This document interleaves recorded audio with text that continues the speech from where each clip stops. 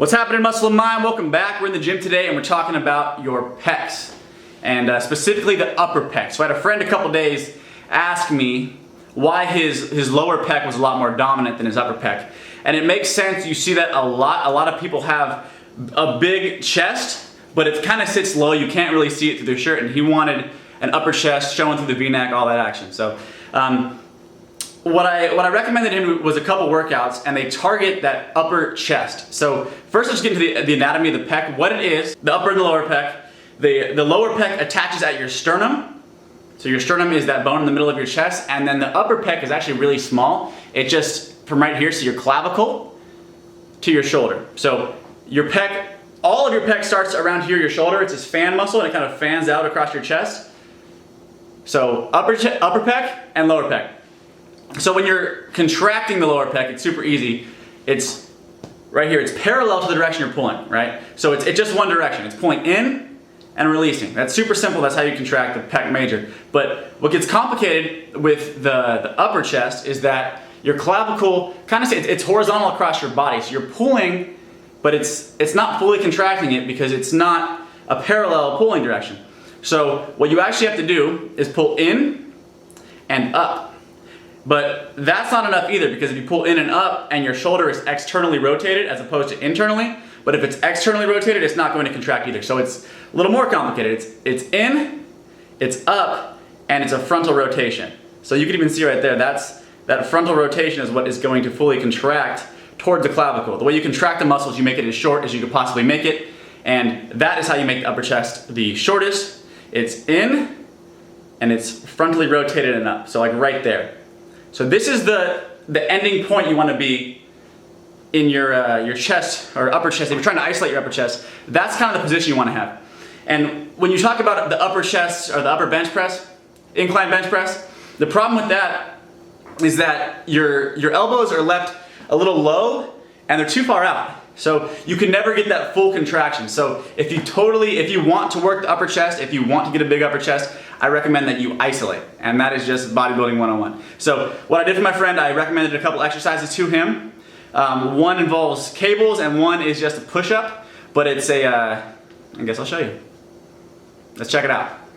All right, first one we're calling a low cable front cross. Setup, super simple. All you need is a low pulley and a rope and handle. So this accomplishes the task of fully contracting the upper chest. This is basically the movement I'm going to go through with no weight. Coming down, fully stretching it, and coming up, and you get that frontal rotation. That's a finishing move. Always remember that when you're working an upper chest isolation movement like this. If you can frontally rotate, then do it. So I'll walk through it on light for you. Hand down by your side. You're going to take the pulley, step up a little bit so it crosses your body at a 45-degree angle. And you're going to come down and punch up. So your elbow is going in front of your face. This is directly in front of my face right now.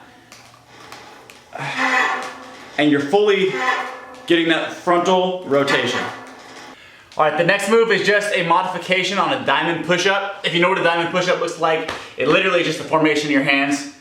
Like that, you create a diamond with your hands, and you go down. So when you do a diamond push-up, your elbows are going back by your ribs, and then you come up. So your elbows are still going back. What the modification is, or what we do, is you turn your hands a little more forward. So you're, again, frontally rotating. Just a little bit more, and throughout the end of the contraction, you frontally rotate. So I'll go through it. Your elbows aren't going to come as far back. They're going to go out pretty much sideways, and when you come up, that frontal rotation. So I'm doing that at the top. That's a squeeze. So down,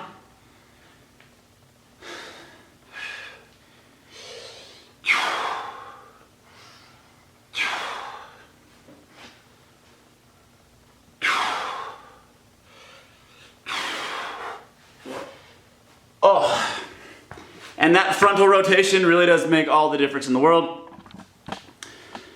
Yeah. All right, guys, if you took anything from the video, I hope it's just that you know main chest, upper chest is in, frontally rotated and a little higher. Because that's kind of the gist of it. And you can find your own moves that do that. I'm a little brain dead right now. But thanks for watching. If you liked the video, subscribe to the channel. Muscle mind. Let it go, make my body go.